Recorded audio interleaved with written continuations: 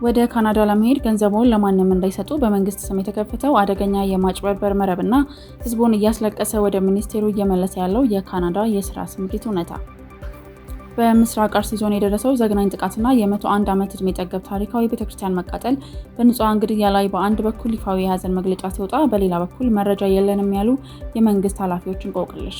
ከቀኖት ላይ 8 ደቂቃዎችን ብቻ በመስጠት የዕለቱን ዋና ዋናና ወቅታዊ መረጃዎችን ለማግኘት እዚህ የተገኛችሁ በሙሉ የዩቲዩብ ገጻችንን ሰብስክራይብ በማድረግ ቤተሰብ ይሁኑን። የእናንተ ሰብስክራይብ ማድረግ ለእኛ ትልቅ ብርታት መሆኑን አምናችሁ ቤተሰብ የሆናችሁንም ከልብ እናመሰግናለን። ፈጣን ዜና፣ ታማኝ መረጃ፣ ዓለምን በ8 ደቂቃ። ዜና 08 ወደ ዝርዝሩ እናልፋለን።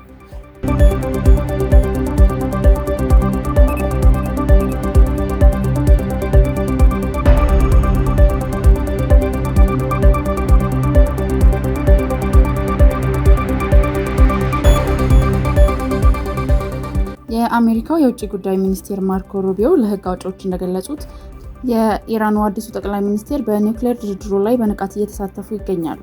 ቴህራን ቀደም ሲል ለድርድር ዝር ካደረገቻቸውና የማይደፈሩ ከተባሉ የኒውክሌር ፋይሏ ክፍሎች ላይ ለመወያየት መስማማቷን ሩቢዮ ገልጸዋል። ይህ መረጃ የወጣው በመካከለኛው ምስራቅ ወታደራዊ ውጥረት ባለበትና የሰላም ንግግሩ እየተንገዳገደ ባለበት ወቅት በመሆኑ የኢራን ዲፕሎማሲያዊ አካሄድ አቅጣጫ እየቀየረ መሆኑን አመላካች ነው ተብሏል።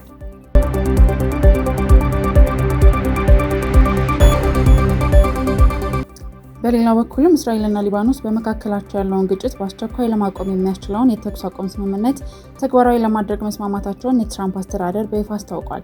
ይህ ስምምነት አሜሪካና እስራኤል ከኢራን ጋር እያደረጉት ላለው ሰፊ ጦርነት እልባት ለመስጠት የሚደረገው ጥረት ላይ ትልቅ ተስፋን የፈነጠቀ ክስተት ሆኖ ተመዝግቧል። ይሁን እንጂ ስምምነቱ ሙሉ በሙሉ ሊተገበር የሚችለው የኢራን አጋር የሆነው የሂዝቦላህ ታጣቂ ቡድን ጥቃቱን ሙሉ በሙሉ ሲያቆምና ተዋጊዎቹን ከደቡብ ሊታኒ ዘርፍ ሙሉ በሙሉ ሲያስወጣ ብቻ መሆኑን የአሜሪካ የውጭ ጉዳይ ሚኒስቴር በጋራ መግለጫ አስታውቋል። ይህ ዲፕሎማሲያዊ ስምምነትም ይፋ በሆነበት በዚሁ ሰዓት ግን ቀጠናው አዲስ ወታደራዊ ፍንዳታን አስተናግዷል። የኢራን አብዮታዊ ዘብ የኩዌት ዓለም አቀፍ አውሮፕላን ማረፊያን በሰው አልባ አውሮፕላንና በሚሳኤል መምታቱን የኩዌት ባለስልጣናት ገልጸዋል። በጥቃቱ የአውሮፕላን ማረፊያው መሰረተ ልማትና ዲፕሎማቲክ ተቋማት ላይ ከባድ ጉዳት የደረሰ ሲሆን አንድ ሰው ሲሞት ከ60 በላይ ሰዎች ቆስለዋል። ኢራን ግን በበኩሏ ጥቃቱን አልፈጸምኩም ስትል ያስተባበለች ሲሆን ውድመቱ የተከሰተው የአሜሪካ ጸረ ሚሳኤል መመከቻዎች ኢላማቸውን ስተው በመውደቃቸው ነው ብላለች። የአሜሪካ ጦር ሴንትኮም ግን የኢራንን መግለጫ ሙሉ በሙሉ ውድቅ በማድረግ የኢራን ድሮኖች አውሮፕላን ማረፊያውን ሆን ብለው ማጥቃታቸውን አረጋግጠዋል። በአጸፋውም አሜሪካ በስትራቴጂካዊቷ የቄሽም ደሴት እና በደቡብ ኢራን የሚሳኤል ማስወንጨፊያ ጣቢያዎች ላይ ከባድ የአየር ጥቃት ሰንዝራለች። ይህ በእንዲህ እንዳለም የአሜሪካው ፕሬዚዳንት ትራምፕ በእስራኤሉ ጠቅላይ ሚኒስትር ቤንያሚን ኔታንያሁ ጋር ባደረጉት የስልክ መስመር ውይይት በሊባኖስ እየተካሄደ ያለው ጦርነት በአስቸኳይ እንዲቆም በቁጣ መናገራቸውና ለኔታንያሁ እብድ የሚል ቃል እንደተጠቀሙ በይፋ አምነዋል። ኔታንያሁ በበኩላቸው ከትራምፕ ጋር አልፎ አልፎ ስልታዊ አለመስማማቶች ቢኖራቸውም በዋናው የኢራን የኒውክሌር ጉዳይ ላይ ግን ፍጹም መግባባት እንዳላቸው ገልጸዋል። ተያይዞም ከዓለም አቀፍ የነዳጅ ማጓጓዣ መስመር 1/5 የሚስተናገድበት የሆርሙዝ ሰርጥ አሁንም ዝግ ሆኖ በመቆየቱ ምክንያት የዓለም የነዳጅ ዋጋ በ2 በመቶ ጭማሪ አሳይቷል።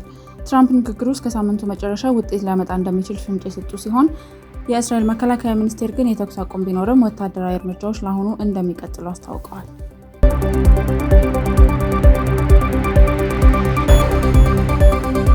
በምስራቅ አርሲ ዞን ውስጥ በሚገኙ የተለያዩ ወረዳዎች ላይ በተሰነዘረ ጥቃት የኦርቶዶክስ እምነት ተከታዮች መገደላቸውን፣ በመቶዎች የሚቆጠሩ መፈናቀላቸውንና ታሪካዊ አብያተ ክርስቲያናት መቃጠላቸውን የአርሲና ሶማሌ ክልል ጅግጅጋ አህጉረ ስብከት ሊቀ ጳጳስ ብፁዕ አቡነ ይርሳ በይፋ ባሰራጩት የሀዘን መግለጫ አስታውቀዋል።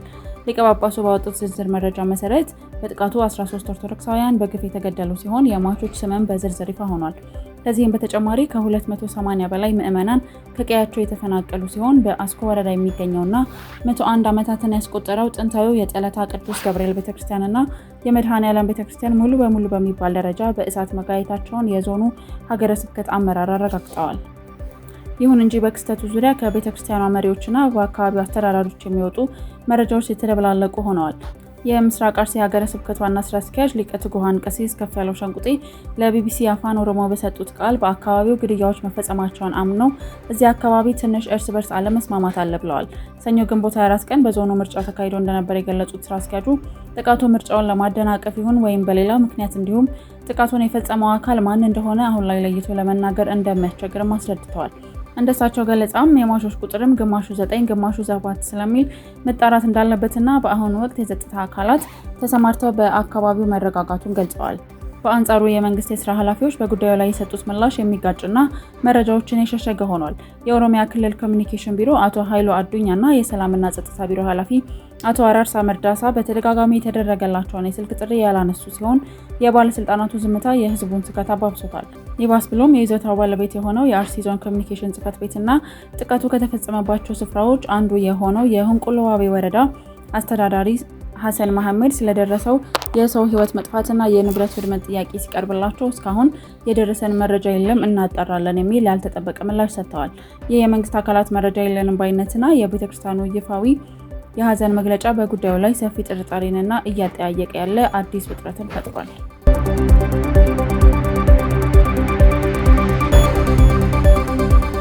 ኢትዮጵያውያን ባለሙያዎችን ለስራ ዕድል ወደ ካናዳ ለመላክ ፊውቸር ፊት ኢንተርናሽናል በተሰኘው ድርጅት ጋር የተደረገውን ስምምነት ተገን በማድረግ በርካታ ዜጎች በህገወጥ አጭበርባሪዎች ከፍተኛ የገንዘብ ብዝበዛ እየተፈጸመባቸው መሆኑን የስራና ክህሎት ሚኒስቴር በይፋ አስታውቋል። ሚኒስቴሩ በቅርቡ ከካናዳ ወገን በቀረበለት ጥያቄ መሰረት ወጣት ባለሙያዎችን ወደ ስፍራው ለመላክ ስምምነት መፈራረሙ ይታወሳል። በወቅቱም ባለሙያዎችን ለማሰማራት በመንግስት እውቅናና ፍቃድ የተሰጠው ብቸኛው ድርጅት ፊውቸር ፊት ኢንተርናሽናል ብቻ መሆኑንና ከካናዳ ኤምባሲ ውጪ ምንም አይነት የቪዛ ወኪል እንደሌለ በግልጽ አስታውቆ ነበር። ይሁን እንጂ ይህንን አጋጣሚ የተጠቀሙ ህገወጥ አካላት ወደ ካናዳ እንልካቸዋለን በማለት ከማህበረሰቡ የማይገባቸውንና እጅግ ከፍተኛ የሆነ ገንዘብ እየሰበሰቡ እንደሚገኙ ተደርሶበታል። በሚኒስቴሩ የውጭ ሀገር ስምሪት የውል ምርመራና ማጽደቅ ዴስክ ኃላፊ የሆኑት አቶ በዛወርቅ ከተማ እንደገለጹትም ወደ ካናዳ ሰራተኛ መላክ በይፋ አልተጀመረም፣ ሂደቱ ምንም አይነት ክፍያ የለውም ሲሉ አረጋግጠዋል። ኃላፊው አክለውም መንግስት ስምምነት ተፈራረመ ማለት ወዲያውኑ ሰራተኛ መላክ ተጀመረ ማለት እንዳልሆነ ገልጸው በአሁኑ ወቅት መንግስት አውቆ እውቅና የሰጠውና ሰራተኛ የሚልክ ምንም አይነት ኤጀንሲ በስራ ላይ እንደሌለ አስገንዝበዋል። ሂደቱ ሲጀምር መንግስት እከሌ የሚባል ኤጀንሲ ካናዳ ላይ ፍቃድ ወስዷል ብሎ በይፋ ለህዝብ ያሳውቃልን ብለዋል። በአሁኑ ወቅት በዚህ ስም ማስታወቂያ እየሰሩ ሰዎችን የሚበዘብዙ ድርጅቶች በሙሉ ህገወጥ መሆናቸውን የገለጹት አቶ በዛወርቅ ገንዘብ አስከፍለዋቸው በልተዋቸውና አጭበርብረዋቸው ወደ ሚኒስቴር መስሪያ ቤታችን አልቅሰው የመጡ በርካታ ዜጎች አሉን ብለዋል። በአሁኑ ወቅት ሚኒስቴሩ እነዚህን ህገወጥ ደላሎች ላይ ጥብቅ ክትትልና ምርመራ እያደረገ ይገኛል። ማህበረሰቡ ከተደረገው ታሪካዊ ስምምነት ጀርባ ያለውን እውነታ እንዲገነዘብ ያሳሰቡት ኃላፊው የካናዳ መንግስት ባለሙያ ትልኩልኛላችሁ ወይ የሚል የፍላጎት ጥያቄ ማቅረቡንና መንግስትም አዎ አለን እንልካለን የሚል ስምምነት ማድረጉን ብቻ እንዲያውቅ፣ ከዚያ ውጭ ግን ማንም ሰው ለማስታወቂያና ለአጭበርባሪዎች ሰለባ እንዳይሆን ከባድ ማስጠንቀቂያን አስተላልፈዋል።